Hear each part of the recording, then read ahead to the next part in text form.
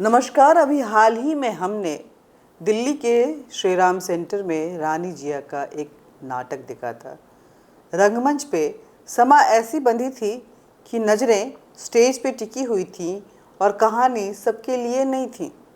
उत्तराखंड की जमी पे उसके जर्रे जर्रे में कुछ इस तरह की कहानियाँ हर जगह बसी हुई हैं और इसको लिखने वाले थे और इस रंगमंच तक उसको पहुँचाने वाले थे मदन मोहन सती जी।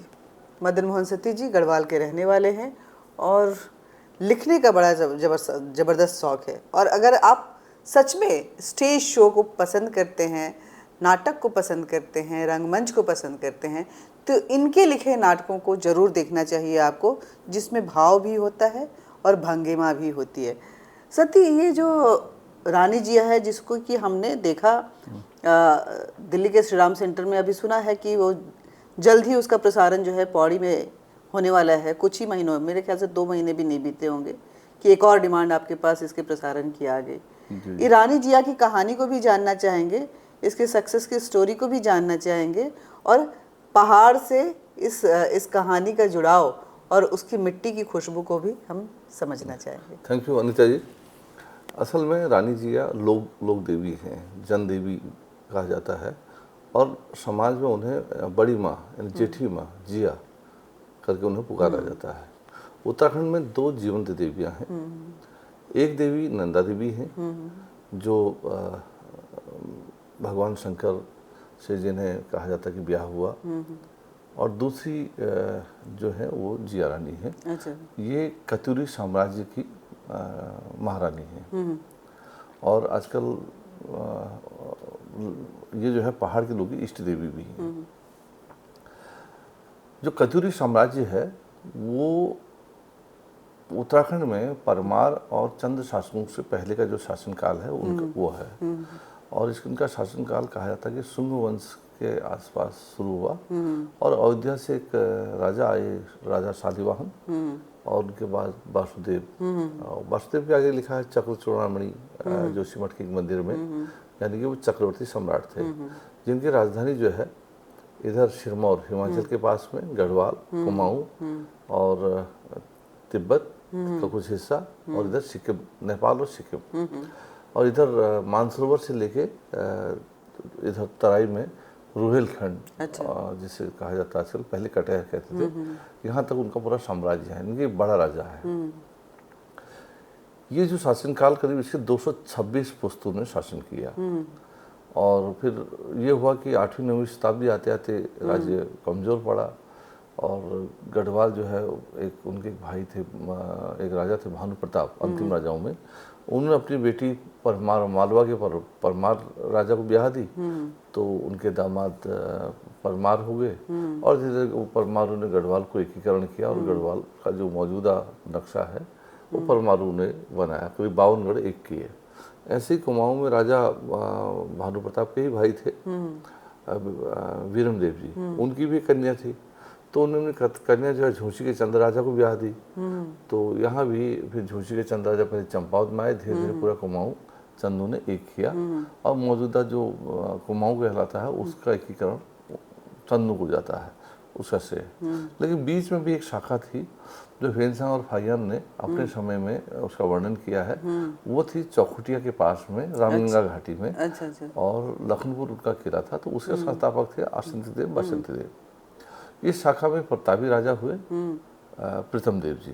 तो प्रीतम देव के जो शासनकाल है वो 1350 के आसपास है, 50 से 13वीं शताब्दी में 1400 के आसपास तक। तो 1381 में फिरोज शाह तुगलक के साथ रानी जिया का सामना हुआ और उन्होंने उनको तराई के मैदान में हरा दिया, जिसके बाद वो वहाँ शहीद हो गई और जलमग्न हो गई, तो इसीलिए उसके बाद पूजी जाती है। अच्छा। हाँ। और तो रानी जिया ने फिरोज शाह तुगलक को हराया। जी। हुआ ये कि जो दिल्ली में जब तुगलक कालीन शासन था तो कटिहार में उन दिनों जिसे रोहिलखंड कहा जाता है, पहाड़ी राजा थे राय खड़कू सिंह और हरि सिंह। अच्छा। तो वो उनकी आंखों का बड़ा किरकिरा बने हुए थे और चाहते थे कि पहाड़ में बढ़े, लेकिन बीच के इस राजा को हराना जरूरी था। एक बार क्या हुआ कि बदायूं का जो उन दिनों मुकदम था मोहम्मद दीन और आलमदीन, तो उन दोनों को राय खड़कू सिंह ने मार दिया। तो फिर उस साथ तुगलक को गुस्सा आया। गुस्सा क्या, उसे एक बहाना था लड़ने का। उसने अमीर नवाब की लीडरशिप में इब्न बतूता कहता है कि करीब 1 लाख की सेना उसके नेतृत्व में उसने भेजी और उसने कटिहार को ध्वंस किया, विध्वंस किया और कटिहार का राजा कुमाऊं के जो है कतियू राजा को शरण में चले गए। अच्छा। और इसका वर्णन फिर अलीगढ़ मुस्लिम विश्वविद्यालय से एक किताब पब्लिश हुई 1957 में, उसमें भी इसका जिक्र है। और इब्न बतूता ने तो बाकायदा बहुत लंबा चौड़ा लिखा है। जो 14वीं शताब्दी के भारत में यात्री थे, विदेशी यात्री, तो उनकी किताब का जो है एनबीटी ने ट्रांसलेट किया है, मुकुंदी लाल ने उसका ट्रांसलेशन किया है। 14वीं शताब्दी के भारत या इब्न बतूता की भारत यात्रा, उसका पूरा नाम है किताब का। तो उसमें इसका जिक्र है। उसके अलावा शिव प्रसाद डबराल जी और उन्होंने हमारे इधर कुमाऊं में बद्रीदत्त पांडे जी ने भी इसके बारे में लिखा है। लेकिन इतिहास की पुस्तकों से ज़्यादा ये लोक कथाओं में इसका वर्णन है, लोक आख्यानों में ज़्यादा है। लोग जब पहाड़ में जागर लगाते हैं तो जागर में इसका ज़्यादा जिक्र आता है। अच्छा। तो जागर क्या है, एक जागर की अपनी परंपरा है। जैसे शास्त्रीय गीतों की परंपरा होती है, वैसे ही जागर गायन की परंपरा और शैली है। तो वो फोक में जो बहुत ही व्यवस्थित फोक में वो है, उस पर जागर कहा जाता है। अच्छा अच्छा। फोक की बहुत विधाएं हैं, लेकिन जागर विधा ही फोक में सबसे ज़्यादा व्यवस्थित है, क्योंकि उसमें एक परंपरा और ट्रेडिशन चलता है।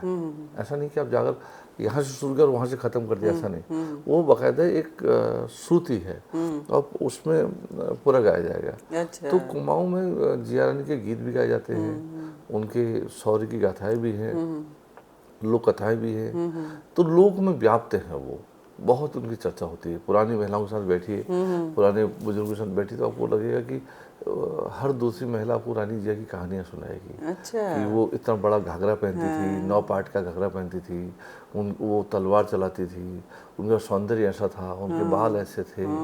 तो उसमें जितनी कहानियाँ हो सकती हैं उतनी कहानियाँ आपको मिलेंगी, उनके रूप के, सौंदर्य के, आपकी शौर्य के। बातचीत से हमको लग रहा है कि एक तो ये कहानियाँ जो हैं वो अपने आप में बहुत ही ऐतिहासिक हैं। हमारे इतिहास के पन्नों को कितना जागृत लेकिन करती थोड़ा है। सा ना आपकी बात सुनने से पहले मैं इसको पूरा करूंगा। हाँ। तो हुआ क्या कि जब कटिहार से इधर को आ गए तो उन्होंने राय खड़कू सिंह को अभयदान दे दिया। अब कहते हैं कि उस वक्त पहाड़ी राजा के पास करीब 20,000 का सैन्य बल रहा होगा, क्योंकि पहाड़ों में जनसंख्या भी कम थी, सैन्य बल जो है वो लिमिटेड रहा होगा, क्षेत्र बड़ा था। तो 20,000 के सैन्य बल के साथ वो उसके मुहाने पे आ गई, बाबर के, जैसे रानी बाग कहा जाता था, हल्द्वानी और उसके पास में जो है। पहले यात्राएं पहाड़ों में जो चढ़ते थे लोग, या तो पगडंडियों से जाते थे या नदी के रास्ते से गुजरते थे, ताकि रास्ता मिल जाए एक छोर से दूसरे छोर का। तो जब तराई में उन बहुत भयानक जंगल थे, तो इब्न बतूता लिखता है कि उस पहाड़ी रानी ने, चूंकि ये लोकल के इतिहासकार भी मानते हैं, लोग आख्यान भी कहते हैं, राजा प्रीतम देव अपनी पत्नी से उम्र में बहुत बड़े थे, वो वृद्ध राजा थे। अच्छा। तो वृद्ध थे तो या तो वो उनकी मृत्यु हो गई थी या फिर वो बहुत कमजोर और बीमार थे। कुल मिलाकर सेना का नेतृत्व रानी जिया ने किया। अच्छा। और वो अपने 18-20 साल के पुत्र के साथ अच्छा अच्छा। उसका नेतृत्व किया। और जब 3 महीने तो उन्हें घेरे रखा, 3 महीने बाद फिरोज शाह तुगलक के जो है घोड़े उधर मच्छर और दूसरी बीमारियों से ग्रसित होने लगे, कुछ मर गए, और जो लौटना चाहते थे उनको पहाड़ी सैनिकों ने मार डाला, छापामार युद्ध हुआ। तो उनकी नज़र, उन्होंने देखा कि एक महिला इस पूरे युद्ध का नेतृत्व कर रही है और उन्होंने उसे घेरना चाहा। कहते हैं कि जब वो अंतिम लड़ाइयाँ चल रही थी, तो जो गौला नदी है जिसे कहते हैं, तो वहाँ पर उन दिनों पानी बहुत था। अच्छा। अब तो क्या है, ग्लेशियर पिछड़ गए हैं, काफ़ी पीछे चले गए हैं, पानी कम है। तो कहते हैं कि वो दुश्मन के हाथ आने के बजाय उसमें समाहित हो गई। अच्छा। जहाँ पर उनका अभी भी ना एक पत्थर है। अच्छा। और उसे स्मारक भी लोग कहते हैं, और कुछ लोग कहते हैं वो उनका घाघरा था, वो वहीं पर समा गई, और एक रंगीन पत्थर है। कुल मिला के वो उसके उत्तरायण के मौके पर नेपाल से, कुमाऊं से, गढ़वाल से लोग आते हैं, और वहाँ पर रानी जिया के गीत गाए जाते हैं, रानी जिया की शौर्य गाथा का वर्णन होता है, जागर लगाए जाते हैं, लोग स्नान करते हैं। उसे तीर्थ माना जाता है। पहाड़ में उस स्थान को तीर्थ कहा जाता कहाँ पे है ये? रानी बाग में, काठगोदाम के पास में, हल्द्वानी के पास में। अच्छा अच्छा। उसे तीर्थ माना गया है। जैसे बद्रीनाथ और केदारनाथ को तीर्थ मानते हैं ना, तो पहाड़ के लोगों के लिए वो एक तीर्थ है। अच्छा। क्योंकि अब सोचिए 1381 में अगर तुगलक ऊपर चढ़ गए होते तो वहाँ की डेमोग्राफी चेंज हो जाती। तब आज वहाँ शायद ही मतलब जो मौजूदा डेमोग्राफी है वो उस टाइप के रह पाता। तो लोग एग्जिस्टेंस का प्रॉब्लम है। तो लोग उन्हें बहुत मानते हैं वहाँ पर। तो जब मैंने कहानी लिखी और मेरे मन में विचार आया कि इस पर एक नाटक बनना चाहिए, तो जो भी सोर्स मेरे पास थे, लोग आख्यान थे या जो भी किताबों में मिला, उससे कहानी बनाई। और सबसे बड़ी बात कि उसमें ना ईश्वर की कृपा हुई। मैं संभवतः शायद वैसा लेखन कर भी नहीं पाता बिना ईश्वर की इच्छा के। और जब वो बन के तैयार हुआ और प्रज्ञा आर्ट ने उसे प्रस्तुत किया और पेश किया श्याम सेंटर में, तो उस दिन बहुत भीड़ थी और रोमांचित लोग थे। लोगों में वो उनमें से एक मैं भी थी। हाँ, रोमांचित तो मैं देखी थी, तभी मैं सोची थी कि बताओ ये अनसंग हीरो हैं, अनसुनी कहानियां हैं जो बच्चों तक जाना चाहिए। आपने बताया ये जागर की परंपरा अगर जिंदा रहती है, मतलब है अभी भी, लेकिन सीमित दायरे में है। हर जगह जाता तो ये कहानियां हर जुबान तक उत्तराखंड में जागर की परंपरा, नंदा देवी के भी गीत गाए जाते हैं, जागर गाए जाते हैं। उत्तराखंड में देवी देवताओं के जितने भी हैं उनके जागर ही गाए जाते हैं। बद्रीनाथ जी का भी जागर है, केदारनाथ जी का भी जागर है, और जो भी नागराजा का भी यानी कृष्ण का भी जागर है वहाँ पर है। तो उत्तराखंड में जागर जो परंपरा है वो बहुत बड़ी परंपरा है। वो एक तरह का मौखिक इतिहास समेटे हुए है। और पता नहीं क्यों किस वजह से उसको बढ़ावा नहीं दिया गया। अदरवाइज जागर गायन शैली बाकी गायन शैली से बहुत अलग है और इसको हर जगह पे होना चाहिए। ताकि लोगों तक इतिहास जो है ना, ये सारे इतिहास पहुंच सके। तो एक ये तो रानी जिया की बात हुई। सबसे पहले तो आपको बधाई कि दूसरा शो आप करने जा रहे हैं पौड़ी में। वहाँ के लिए क्या तैयारियां चल रही हैं? वहाँ से एक निमंत्रण आया है एक्चुअली। वहाँ पर एक नवांकुर संस्था है जो थिएटर फेस्टिवल करती है, और जब उनको सुनाई दिया कि जिया रानी का ये शो हुआ और बहुत शानदार रहा, तो उन्होंने प्रज्ञा आर्ट को आमंत्रित किया, जिन्होंने यहाँ पर दिल्ली में शो किया था। और टीम रेडी है, वो लोग जा रहे हैं। और अच्छा है, पहाड़ के लोग उसे नज़दीक से देखेंगे, उन्हें अच्छा लगेगा। तो ये जमी से जुड़ी हुई जो एकदम समाई हुई इतिहास है, एक बार फिर जीवंत होने के लिए अपनी जगह पे जा रही है। सिर्फ जिया रानी ही नहीं, इससे पहले अगर हम देखें तो मैंने देखा था एनएसडी में जो है वो आपका एक और नाटक की प्रस्तुति आपके नाटक की हुई थी, मिशन सेल क्यारा। वो भी एक जीता जागता कहानी है और अपने आप में एक कहें तो ये आश्चर्य चमत्कार ही है कि इतने दिनों तक लोग फंसे रहे, लोग देव पूजा किए, फिर वहाँ पे खैर उत्तराखंड देवभूमि शायद इसीलिए बोली जाती। ये पूरा नाटक और उसके इतिहास को, वो इतिहास नहीं है, वर्तमान है, लेकिन उस समय के परिप्रेक्ष्य को भी जानना चाहेंगे क्योंकि आप चश्मदीद रहे हैं मुख्यमंत्री। एक्चुअली हुआ क्या कि अभी कुछ समय पहले ही भारत रंग महोत्सव में हमारे इस नाटक को शामिल किया गया और देहरादून में इसका मंचन हुआ। और पिछले साल जब हमने 2024 में मार्च में इसका मंचन किया, तब एक के बाद एक 4 शो हो गए। असल में ये कहानी जब लिखी गई, उससे पहले क्या हुआ था, 2023 में दीपावली के ठीक एक दिन पहले जो शिलक्यारा सुरंग बन रही थी, जो ऑल वेदर रोड का हिस्सा थी, वो धंस गई, उसका मुहाना धंस गया। और जब सीएम साहब के पास इसकी जानकारी आई, मिली, तो उन्होंने तत्काल डीएम को, एसएसपी को और तमाम अधिकारियों को आदेश दिए कि भी एक भी व्यक्ति को नुकसान नहीं पहुंचना चाहिए। पहले ये पता करें कि अंदर कितनी जगह है, कितने मजदूर फंसे हुए हैं, और उनके लिए ऑक्सीजन इत्यादि की क्या व्यवस्था है। और साथ उन्होंने साफ निर्देश एक और दिया, उन्होंने कहा कि ये जितने भी मजदूर हैं ये राष्ट्र की सेवा में लगे थे और ये सैनिक हैं और ये सब मेरे भाई की तरह है। और दीपावली के मौके पर जब ये राष्ट्र सेवा के लिए काम कर रहे थे, ऑल वेदर रोड का हिस्सा थे, तो एक को भी नुकसान नहीं पहुंचना चाहिए। ये मान लीजिए कि ये वो मजदूर अगर मैं होता तो क्या होता। तो सीएम साहब ने जब इस तरह की संवेदना के साथ अधिकारियों को निर्देश दिए कि कड़ाई से काम करना है, तो फिर उसके बाद लगातार बैठकें हुई, एक के बाद एक बैठकें हुई, सीएम साहब फिर शिलक्यारा चले गए और उन्होंने कहा कि भाई मैं शिलक्यारा में ही रहूँगा, और तब तक वो शिलक्यारा में रहे 17 डेज तक। उन्होंने अस्थायी कार्यालय वहीं बनाया, वहीं कहीं कोई कार्यक्रम होता भी था तो वो शिलक्यारा से जाते थे। अच्छा।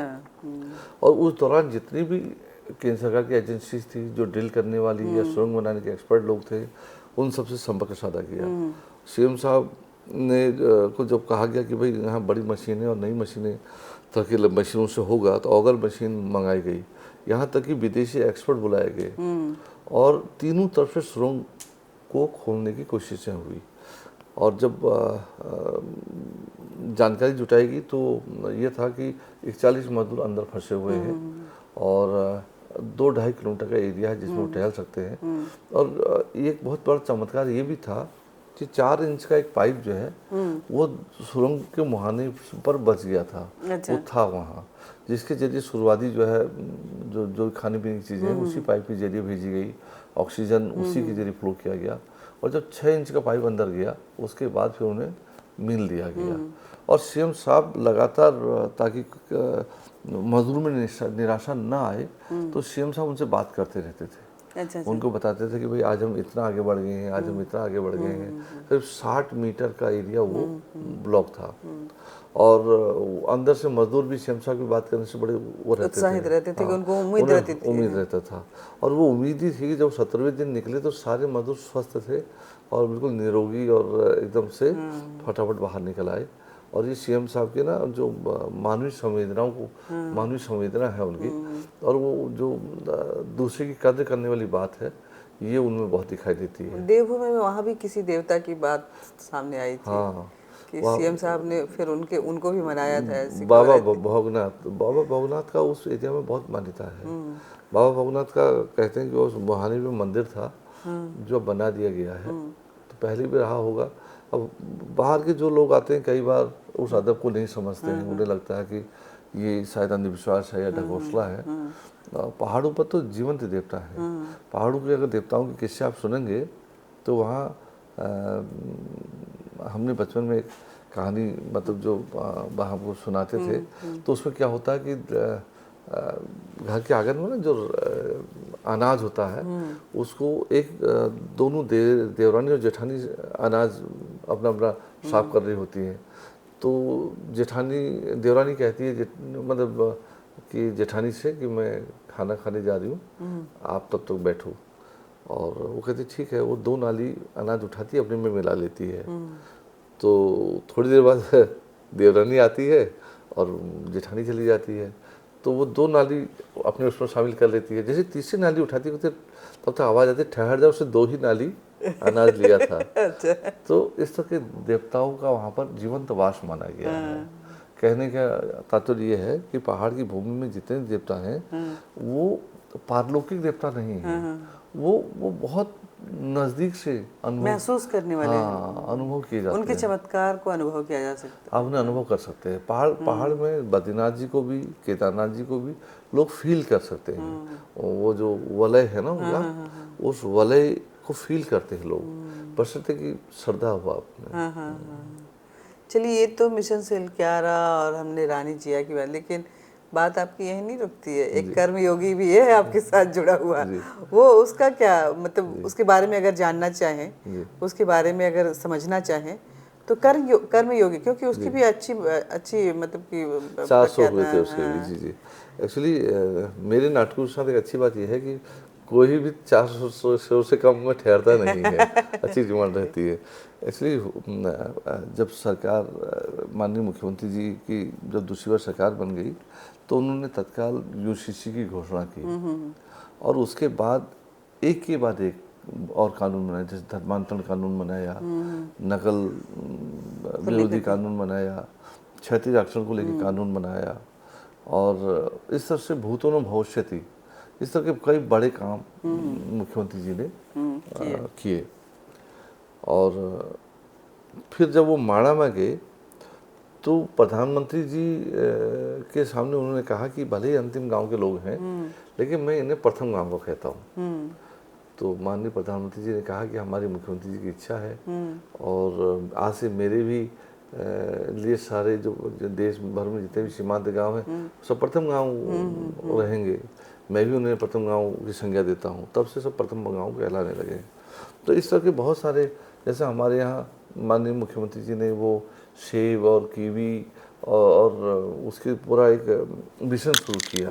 आपको यकीन नहीं होगा, हम अगले 3-4 सालों में हिमाचल को पीछे छोड़ देंगे। अच्छा। हमारे हमारे पास सेब का इतना ओवर स्टॉक हो जाएगा, क्योंकि हमारे यहाँ सेब, जैसे सीएम साहब सरकार बनी तो उन्होंने मुख्यमंत्री जी ने कहा कि तत्काल 1000 बागान लगाए जाए, और 1000 बागान जब लगेंगे तो लोग देखेंगे, और बागान भी नई टेक्निक के लगाए गए। अच्छा। जिसमें पौधा इस साल लगाई, अगले साल फसल आ जाती है। अब हिमाचल और कश्मीर में क्या है, उनके पौधे बड़े पेड़ होते हैं और वो 8-10 साल बाद फल देते हैं, और भले 20-30 साल रहते भी हैं, और बड़े पेड़ होते हैं। लेकिन बड़े पेड़ और छोटे पेड़ के मेंटेनेंस में अंतर है। आपके पास एक छोटा पौधा है, 200 फल उसमें लग रहे हैं, आप कुछ दिन बाद जितने आप पूरे एक खेत में 50 लगा सकते हैं, वो एक खेत में 4 पेड़ लगते हैं जो बड़ा और फिर सैपलिंग को फिर से रिशफल भी कर सकते हैं। हाँ, नहीं उसमें क्या होता है कि वो बड़े जो पेड़ होते हैं वो 4 या 5 लगेंगे 1 बीघा में, या 10 लग जाएंगे। इसमें आप 2000 पेड़ लगा सकते हैं छोटे छोटे, हर एक में 2200 फल आ जाएगा, तो आप बड़ा उतना ही फल आपके पास आ जाएगा। और हमारा जौनसार, उत्तरकाशी, टिहरी बिल्कुल सेब बेल्ट से भरा पड़ा है। हमारे पिथौरागढ़ में, इवन भीमताल में कीवी बहुत पैदा हो रहा है।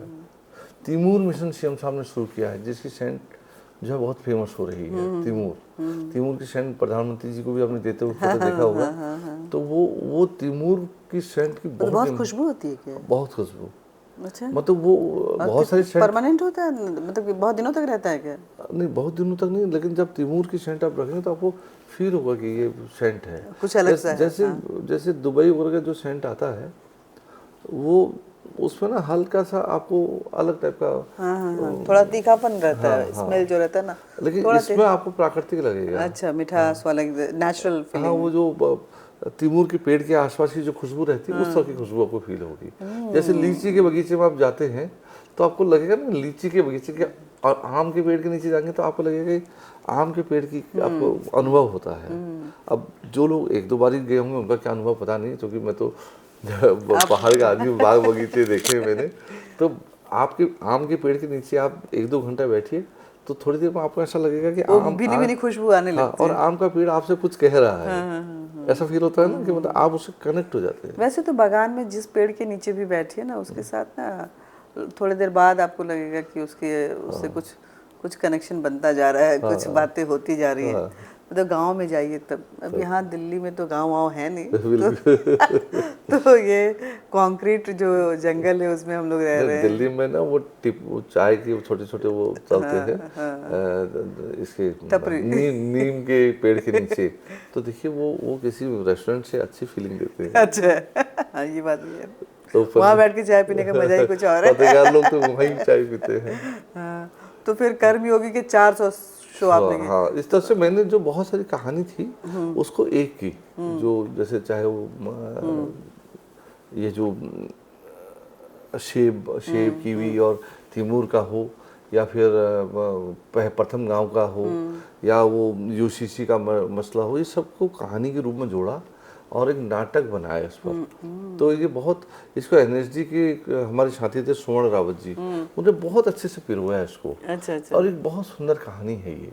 जब अब तो उसमें क्या होता है, सफलता की एक माला कह सकते हैं, जो कहानियों के रूप में पिरोया गया है। मुख्यमंत्री जी ने ना हमारे प्रदेश में अगर आप देखेंगे, तिवारी जी का वो चूँकि बड़े नेता रहे हैं और उनका एक ऑरा भी था, लेकिन अगर आप काम देखेंगे, वो माननीय मुख्यमंत्री जी ने, हमारे सीएम साहब ने, धामी जी ने, वो बहुत काम किया है प्रदेश में, बहुत क्योंकि अद्भुत काम उन्होंने किया। उन्होंने जो कानून बनाए हैं, उन्होंने जो अभी देखिए अब ये जो अल्पसंख्यक बोर्ड जो है उसको उन्होंने मजबूत किया है, और वो चाहते हैं कि हर बच्चा एजुकेशन ले, समान एजुकेशन ले, हर बच्चे को भोजन अच्छा मिले, उसका जीवन अच्छा हो। अगर आप देखेंगे गंगा तटों को भी आज देखेंगे तो आपको थोड़ा गंगा यमुना के तट जो है सुंदर नजर आएंगे। हरिद्वार ऋषिकेश की स्थिति आप देखेंगे पिछले 5-6 सालों में, और सबसे बड़ी बात देखिए मुख्यमंत्री जी के आने के बाद से आप 2000 से और 2020 तक का समय देखिए। हमारे प्रदेश के लिए कहा जाएगा आज पलायन हो रहा, कल पलायन हो रहा, लोग इतने निकल गए उतने निकल गए, लेकिन जैसे 2022 आता है, 2022 के बाद मन स्थिति बदल जाती है। 2022 के बाद लोग क्या सोचने लगते हैं कि यहाँ रोजगार लगाना है, यहाँ होम स्टे बनाना है। आज इतने लोगों ने रिवर्स पलायन किया, पहाड़ में बाहर के लोग ज़मीन खरीदने लगते हैं उद्योग लगाने के लिए। उद्योग हमारे यहाँ इन्वेस्टमेंट समिट होता है, वो आते हैं और सरकार की तरफ से उन्हें प्रपोजल दिया जाता है कि आप आइए उद्योग लगाइए। तो पूरा सिनारियो चेंज हो जाता है और ये आपको 2000 से 2020 के बीच में नहीं दिखेगा। तो इसका मतलब ये है कि माननीय मुख्यमंत्री जी ने जो काम किए हैं उनमें बहुत गहराई से सोच समझ करके और उनको बाकायदा एक पूरा वो दे करके आकार दिया गया है।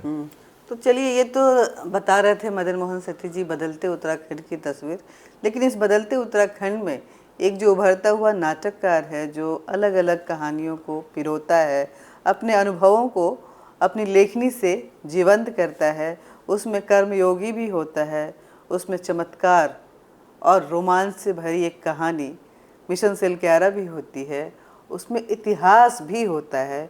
वो ऐसा इतिहास जो आज भी जीवंत है, जहाँ पे लोग आज भी अपनी इष्ट देवी को मानते हैं और वह ऐसी इष्ट देवी जो शायद हमारे आपके बीच में वो नाम नया हो, लेकिन उसने जब फिरोज शाह तुगलक से लड़ाई की तो उसको वहीं पे बांध दिया, ऊपर जाने नहीं दिया।